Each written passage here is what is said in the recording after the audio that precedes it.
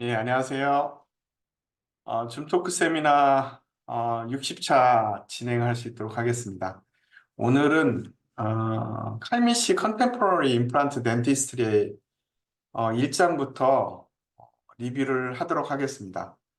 아마 줌토크 세미나가 시작된 이래 컨템포러리 임플란트 덴티스트리 이제 두 번째인 것 같아요.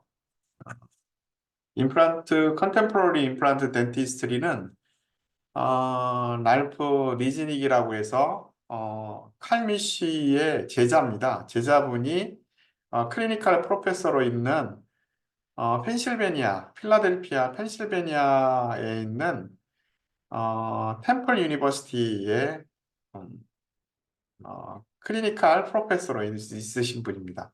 이제 이분이 일반적으로는 칼미 씨에 관련돼 있는 컨템포러리 임플란트 덴티스트리를 전체적으로 관장을 하고 있고, 어, 4차 개정판이 현재 국내에서도 작년에 2022년도, 2023년도에 그 번역이 돼서 나와 있습니다. 그래서 혹시 시간이 되시면 번역되어 있는 내용들을 보시고 싶으시면 한국 나래 출판사에서 나와 있는 최신 임플란트 학 해가지고 나와 있습니다. 꼭 읽어보시면 도움이 많이 되시리라고 생각됩니다. 파트는 보통 8개의 파트로 나눠져 있고요. 그 8개의 파트에 42장으로 이루어져 있습니다. 어, 내셔널 포 임플란트, 사이언스 베이시스, 그 다음에 바이오메케니컬 프로퍼티, 펑셔널 사이언스, 트리트먼트 플래닝, 이덴츄러스 사이트 트리트먼트 플래닝, 이런 임플란트 서저리, 소프트 하드 티슈 리해빌리테이션, 덴탈 임플란트 메인테이넌스 이렇게 8가지의 파트로 이루어져 있고 42장으로 이루어져 있습니다.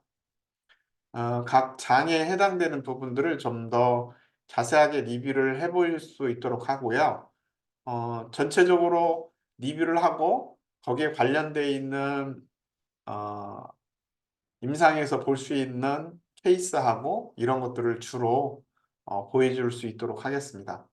전반적으로는 저희가 주제를 정해가지고 말씀을 드리지만 가장 중요한 것 중에 하나는 임플란트를 식립하는 줌토크 세미나에서는 임플란트의 컨템포러리 임플란트 덴티스트를 리뷰를 좀 하고 리뷰에 나와 있는 케이스 저희 덴하우스의 케이스를 가지고 설명을 좀 드릴 수 있도록 하겠습니다. 오늘은 챕터 1장이고요.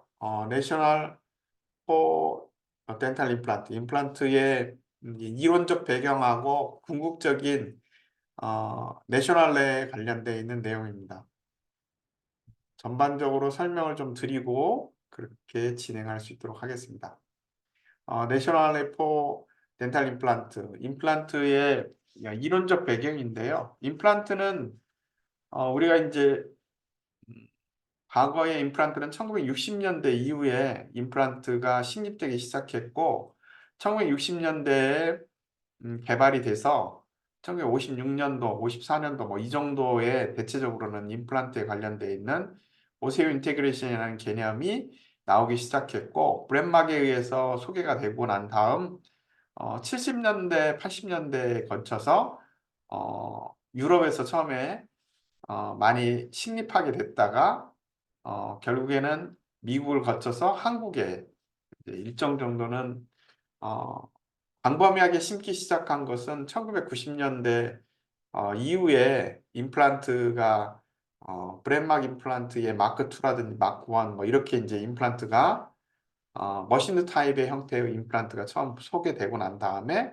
한국 내에서는 1990년대 이후에 광범위하게 식립하기 시작했고 2000년도가 되면서 광범위한 교육 시스템이라든지 그다음에 국산 임플란트가 나오면서 상당히 많은 발전을 이루게 됐습니다. 결국 국내에서 이제 발전하기 시작한 것은 한 40년 정도 된 걸로 생각이 되고 어, 미국 유럽 쪽에서 초창기 시작한 것은 1960년대부터 시작했으니까 일정 정도는 한 60년 정도 됐다라고 볼 수가 있겠습니다. 두 세대 정도 임플란트를 식립하고 일반적으로는 30년 정도를 한 세대가 일정 정도 한 세대를 30년으로 보기 때문에 임플란트의 한 세대, 두 세대가 이제 지나갔고요. 그러면서 이제 임플란트에 대한 어, 정확한 내셔널레라든지 이런 것들이 상당히 많이 정해진 것 같습니다. 현재 이탈리아나 이스라엘 뭐 이러한 국가들, 그다음에 사우스 코리아 같은 경우에는 치아의 30%에서 40%를 리플레이스먼트 한다라고 합니다. 30에서 40%까지. 스페인이나 스와질랜드, 저머니, 그러니까 독일이라든지 스웨덴 같은 경우에는 20에서 26% 정도가 레스토레이션을 리플레이스먼트 하면서 임플란트로서 서포트를 하고 있다라고 얘기를 하고 있고요. 반면에 브라질이라든지 벨기에 같은 경우에는 13에서 16% 정도, 그 다음에 뭐 놀랍게도 미국이라든지 유럽이라든지 프랑스라든지 캐나다 같은 경우에는 10% 내외에서 치아를 대체하는 임플란트로 사용하고 있다라고 얘기를 하고 있습니다. 전 세계적으로 봤을 때 이스라엘이라든지 이탈리아라든지 사우스 코리아가 상당히 많은 리플레이스먼트, 자연 치아를 임플란트로 바꿔서 사용하는 형태로 임플란트를 선호하는 편이 이렇게 증가하고 있다. 그리고 많은 부분들을 차지하고 있다고 합니다. 우리나라 임플란트 수출에 전 세계적으로는 뭐 1, 2, 3위 안에 드는 것으로 얘기를 하고 있고 수출은 거의 1위 한다라고 얘기를 하고 있습니다. 그러니까 임플란트에 관련돼 있는 음, 이제 회사라든지 이걸 봤을 때는 전체적으로는 임플란트가 어, 많이 사용되고 있는 나라로 확인이 되고 있습니다.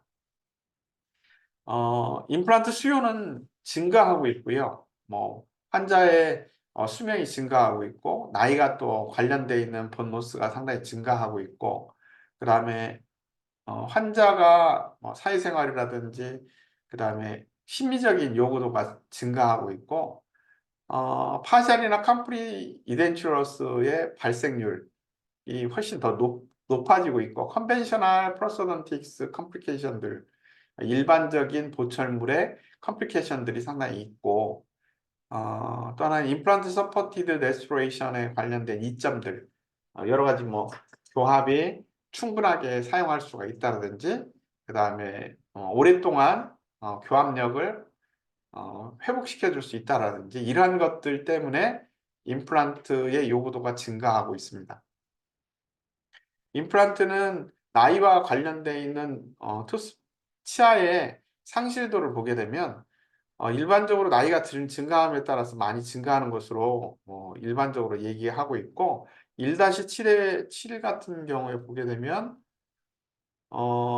1-7에 보게 되면 뭐 이렇게 이제 엔도를 하고 난 다음에도 이렇게 이제 프랙처가 발생되는 율들이 상당히 많이 증가하고 있고 구치부에서 상당히 많이 증가한 걸로 DK라든지 캐리어스라든지 어, 치아에 엔도 치료하고 난 다음에 버티칼 프랙처라든지 엔도티티 페일리어라든지 프랙처가 발생된다든지 이런 것들로 인해서 많이 발생하는 것으로 되어 있습니다.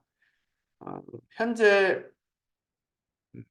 보통 그 임플란트라든지 이런 것뿐만 아니라 보철물의 수명도라든지 이런 것들을 봤을 때 뭐 10년 이상 그 크라운 보철물이라든지 이런 것들이 지속되지 않는 경우가 상당히 많고 있고 어, 요즘에는 이제 임플란트뿐만 아니라 이제 임플란트를 자연치아처럼 임플란트를 이제 식립하고 있는 상황에서 심리적인 이유라든지 교합적인 이유라든지 이런 것으로 임플란트를 식립을 대체하는 방법들로 고려를 하고 있습니다. 45세에서 54세까지 31.3%가 치아 하악 같은 경우에 프리핸드로 그러니까 상실률이 상당히 높은 걸로 되어 있고요. 그다음에 사악 같은 경우에는 13.6% 정도 증가하는 걸로, 13.6% 정도 나타나는 걸로 되어 있습니다. 이게 이제 미국 중심적으로 이제 설명을 하는 거고요. 한국도 이와 비슷하리라고 생각합니다.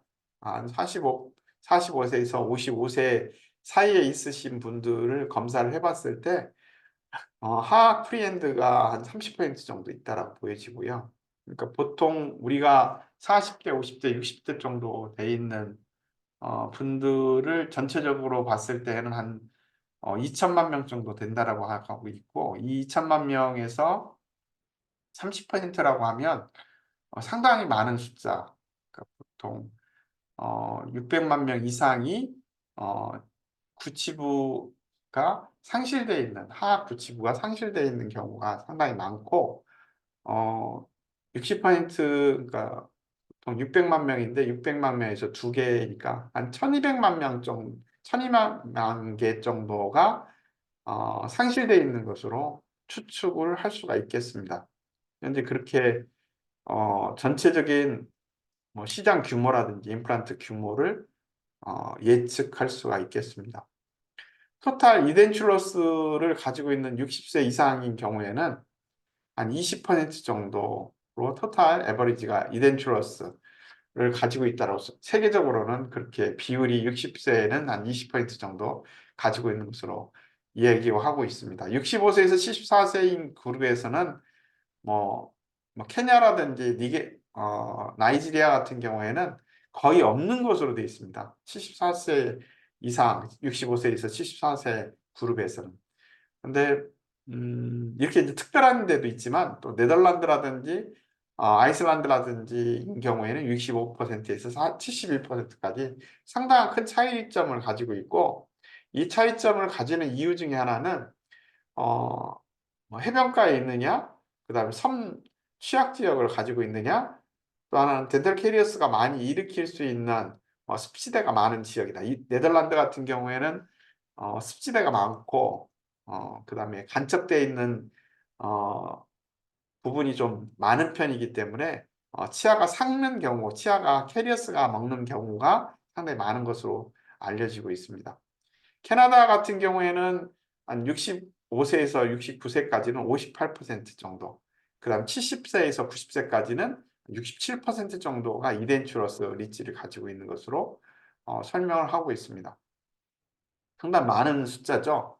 한국도 그러한 숫자들이 증가하고 있는 것으로 확인이 되고 있고, 토탈 이덴츄러스를 임플란트로 바꿀 경우에 상당한 많은 숫자가 있는 것으로 예측이 되고 있고, 현재 우리나라 같은 경우에 아까도 얘기했듯이면 한 1200만 개 정도가 상실되어 있다라고 예측을 하고 있습니다. 현재는.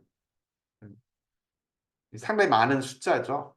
그래서 이제 임플란트를, 그래서 이걸 기반으로 해서 60세, 65세 이상인 경우에는 임플란트를 두 개를 보험 처리하겠다라고 생각을 해서 출발을 한 게 임플란트 보험입니다. 현재는 4개까지 확장해야 되겠다라고 하지만 예산상의 문제가 있고, 예산을 문제가 없게 하려고 한다면 현재의 임플란트 수가를 낮추고 난 다음에 4개 정도로 늘리려고 하는 시도들이 현재 정부 내에서 생각을 하고 있는 부분입니다. 그러니까 어, 노인회를 통해서라든지 치과의사 협회를 통해서 그런 부분들을 노비를 하고 있는 것으로 정치권에서 그렇게 결정을 하려고 하고 있는 문제점들이 있고 있습니다.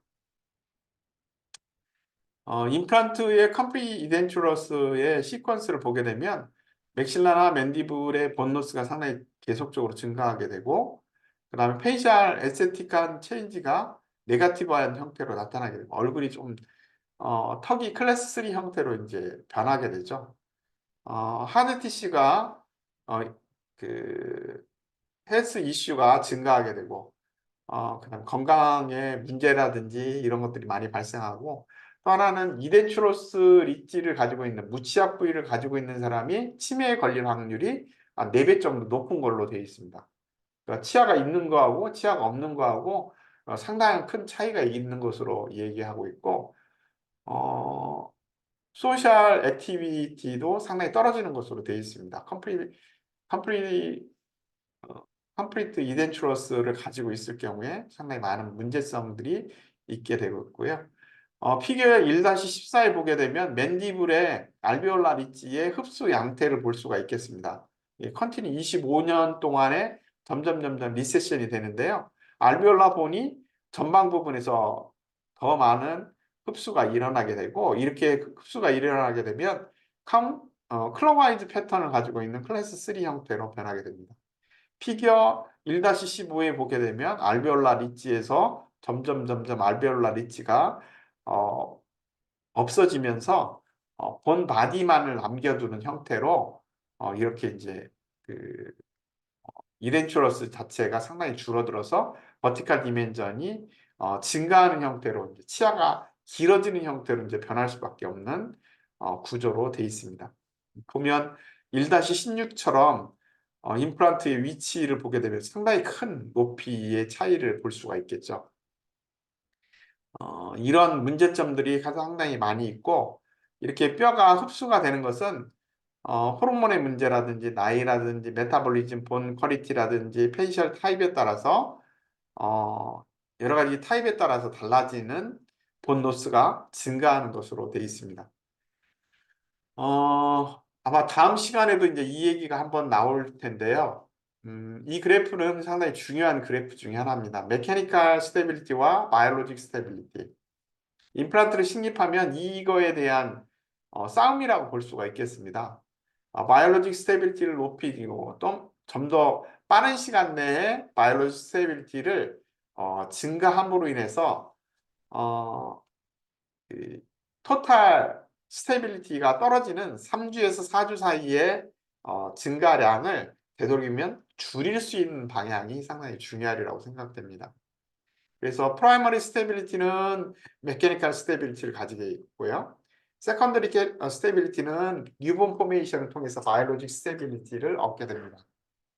그래서 임플란트를 식립하고자 할 때에는 바이올로직 스테빌리티를 좀 더 빠르게 가져올 수 있도록 하고, 그다음에 메케니컬 스테빌리티를 초기에 메케니컬 스테빌리티를 가질 수 있는 형태로 드릴링을 한다든지, 임플란트의 표면적을 넓힌다든지, 임플란트 자체의 마크로 디자인, 에이펙스는 좁아지고 바디가 에이펙스는 좁아지고 서빅스에서는 넓은 형태의 임플란트, 스레드 포밍은 30% 이하로 줄어들지 않도록 스레드의 길이라든지 넓이를 유지한다. 뭐 이런 방식으로 메케니컬 스테빌리티를 증가하게 됩니다.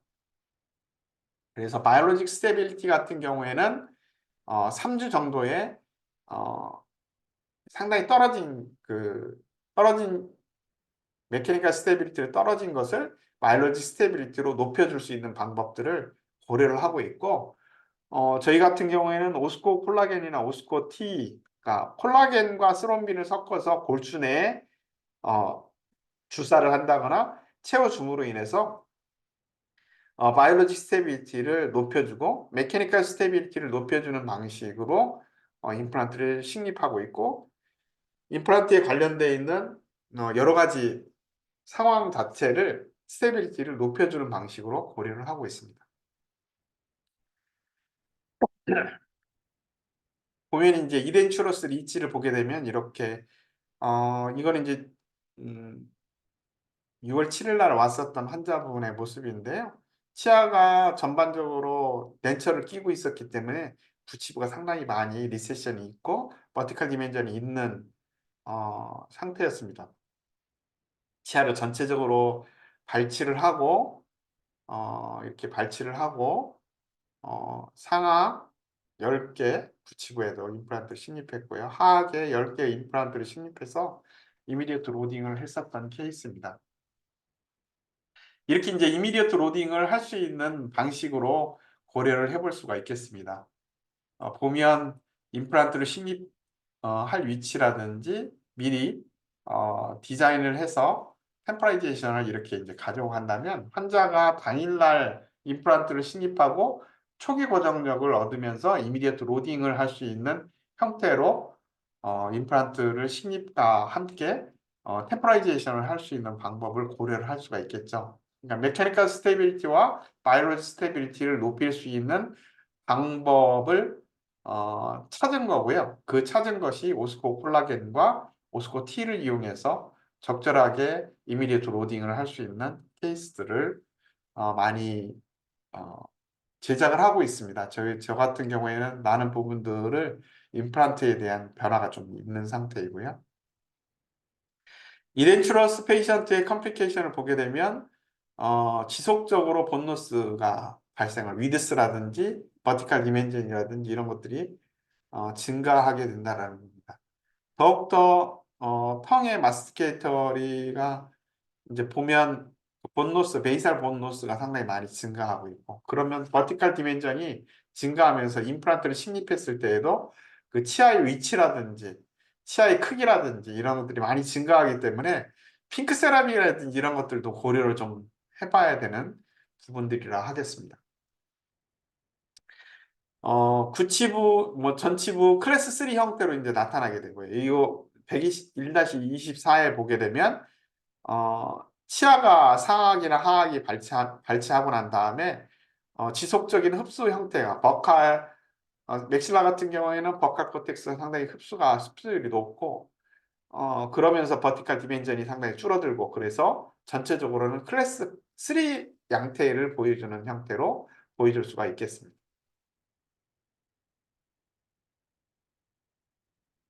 임플란트 서포티드 프로세스의 장점은 마지나 본노스가 상당히 적고, 그 다음에 임플란트의 포네틱이라든지 마스티게이터리, 그러니까 뭐 저작 습관이라든지 저작이라든지 이런 것들이 향상이 되고, 포네트도 향상이 되고, 또 하나는 심미적인 부분들도 증가하게 됩니다. 그리고 보철물의 성공 확률이 상당히 높아지게 되고요. 보통 임플란트 서포티드 프로세스를 하게 되면 본노스를 그대로 본이 유지가 쉽고 오클루전 스테빌리티가 증가하면서 교합의 안착화를 통해서 결국에는 턱관절이라든지 이런 것들의 문제를 감소시켜 주게 됩니다. 마스테 저작 효율도 상당히 증가하게 되고요. 보통 구치부에서 저작 효율은 60kg 정도, 60kg 정도의 힘을 발휘해야 되는데, 엑시얼 포스에서 60kg 정도의 힘을 분산 처리할 수 있는 임플란트들이 최근에 이제 많이 개발이 됐고, 특히 두꺼운 임플란트, 6mm, 7mm, 8mm까지의 두꺼운 임플란트들이 깊이가 8.5, 6mm까지도 임플란트를 고려를 하고 할 수 있는 형태의 임플란트 픽스처나 위드스가 개발이 되고 있습니다. 그 다음에 영양 공급이라든지 포네틱이라든지 사이콜로직 헬스라든지, 아까 이렇게 이제 치아가 젊었을 때부터 이제 치아가 없는 상태로 계속 지내시다가 그날 임플란트를 식립하고 템포라이제이션을 하니까 환자분이 75세 정도 됐었던 환자분이신데요. 상당히 활력 넘치고 자신의 인생을 다시 이제 그 생각하게 됐다라는 이야기를 들었습니다. 보통 이덴츄러스 리치를 가지고 있는 사람들이 상당히 많은 편이고 국내에서도 많은 것으로 알려지고 있습니다. 아까도 얘기했듯이 크게는 65세 이상 75세까지 보게 되면 한 30% 정도 있지 않을까라는 예측을 해보고 있습니다. 이덴츄러스 리치가. 이런 경우에 상당히 많은 숫자들이 증가하는 걸로 되어 있습니다. 미래의 임플란트 덴티스를 보게 되면 뭐 RFA를 이용해서 초기 고정력이라든지 보철물이 최종 보철물 할 때의 위치라든지 페일리어의 가능성이라든지 이런 것들을 예측할 수 있는 RFA, 레조넌스 프리퀀스 아날리시스를 통해서 RFA를 이용해서 일정 정도는 예측해낼 수가 있는 방법들이 있고, 콤빔시티가 상당히 많이 보급됐는데요. 그 다음에 3D CAD/CAM, 3D 밀링 머신이라든지 이런 것을 통해서 디지털 임플란트들이 상당히 많이 발전하고 있습니다. CAD/CAM으로 뭐 지르코니아를 CAD/CAM으로 이제 하게 되는데요. 임플란트 자체도 지르코니아로 이제 개발되기 있기도 합니다. 그렇지만 임플란트 자체는 상당히 브리틀해서 프랙처의 가능성들이 상당히 높아서 최근에는 지르코니아 임플란트보다는 지르코니아 보철을 많이 선호하고 그걸 이용하고 있습니다. 현재 임플란트에 관련되어 있는 미래의 가치도로는 임플란트는 디지털 임플란트, 베이스라든지 인트라오럴 스캔바디라든지 베이스 어버트먼트라든지 이런 걸 이용해서 스캐너로 스캔하고 임플란트를 디자인을 해서 CAD로 디자인하고 캠으로 밀링 머신으로 밀링을 해서 지르코니아 임플란트들을 바로 이제 장착해주는 방식으로 고려를 하고 있습니다. 많이 최근에는 이런 방식으로 이제 임플란트의 덴티스트리가 많이 변하고 있습니다. 그래서 이번 책자에서도 어느 정도는 그 디지털 임플란트에 관련되어 있는 내용들도 포함을 했었고요. 그렇지만 조금 부족한 면이 좀 있습니다. 어, 기존에 이제 임프레션 커핑이라든지 아날로그라든지 이런 것들을 이용한 고전적인 임플란트 보철이라든지 이런 것들도 같이 소개를 하고 있지만 최근에는 이제 임플란트의 디지털 파트로 많이 가고 있고 그래서 템포라이제이션을 바로 임플란트 신입하고 그날 템포라이제이션을 바로 해줄 수 있는 시스템으로 가고 있고 어, 초기에 즉시 부화 형태, 그 다음에 임플란트 주변에 뼈환을 빨리 할 수 있는 오스코 콜라겐이라든지 골수에 직접적으로 주사할 수 있는 콜라겐과 스롬빈의 함량이라든지 이런 것을 이용해서 의료기기를 이용해서 이제 골 재생을 빠르게 유도할 수 있는 방법 등이 개발이 되고 있습니다.